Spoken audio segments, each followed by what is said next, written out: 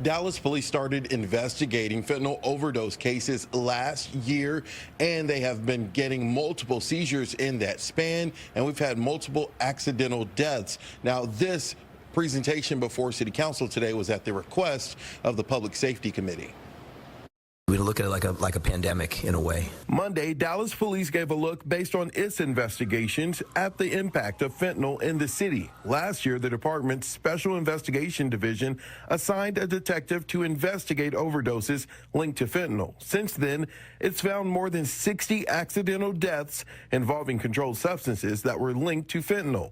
There are now 2 detectives in the division investigating these types of overdoses. It really wasn't until the last few years that we've really seen it here. According to the DEA, it only takes 2 milligrams to make a fatal dose of fentanyl. So far this year, Dallas police seized nearly 4,000 grams.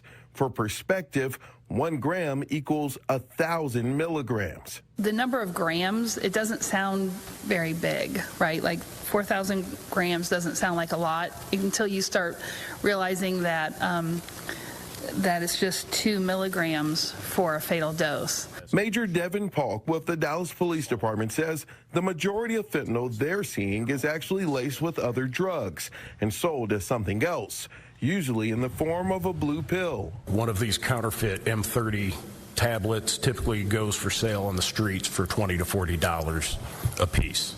Police say right now what they need are more resources. Assistant Chief Michael Igo says that starts with making sure every officer is equipped with a life-saving drug called Narcan. Where do you think that we can best invest the city's dollars to walk the walk? Obviously, if we can put more Narcan in our officers' hands.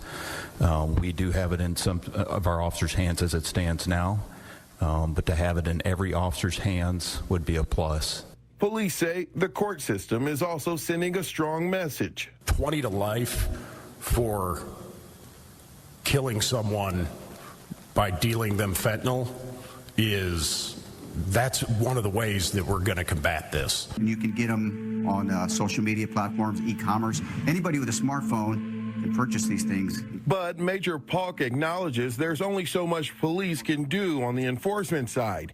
He pointed towards public service announcements and education campaigns to ensure people understand how dangerous the drug can be. We need public health. We need our schools, all levels.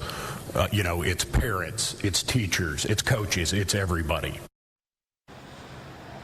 And to Councilman Basil Dua's point of asking should all officers have Narcan, a city staff member told him that the city is in the process of working on some things, but they did not give a timeline. So we could see maybe next year all DPD officers carrying Narcan.